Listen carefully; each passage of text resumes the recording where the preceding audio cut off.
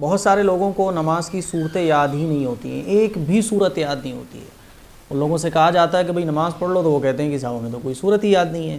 اسی طرح سے یہ مسئلے بھی معلوم کیے جاتے ہیں کہ صاحب ہمیں اگر نماز یاد نہ ہو کیا کریں؟ تو نماز اگر کسی کو یاد نہ ہو تو وہ کیا کرے؟ اگر کسی کو نماز یاد نہیں ہے تو پھر وہ نماز یاد کرے۔ کسی کو اگر قرآن کی ایک بھی صورت یاد نہیں ہے تو پھر وہ قرآن کی صورتیں یاد کرے۔ اتنا دین کا علم حاصل کرنا فرض ہے ہر مسلمان مرد اور عورت پر، جس سے نماز ٹھیک ہو سکے، جس سے فرض عبادتیں ٹھیک ہو سکیں۔ اتنا دین کا علم حاصل کرنا ہر مسلمان مرد پر، ہر مسلمان عورت پر اتنا دین کا علم حاصل کرنا یہ فرض ہے۔ اسی لیے وہ حضرات جو یہ سوچتے ہیں کہ صاحب مجھے تو نماز کی صورتیں یاد نہیں، مجھے تو نماز پڑھنا ہی نہیں آتی ہے، مجھے تو کچھ آتا ہی نہیں ہے، تو پھر کیا کریں؟ کچھ اور طریقہ ہو؟ ایسا کچھ بھی نہیں ہے، پھر آپ کو سیکھنا ضروری ہے۔ آپ نہیں سیکھ رہے ہیں تو آپ اور بڑے گنہگار ہیں۔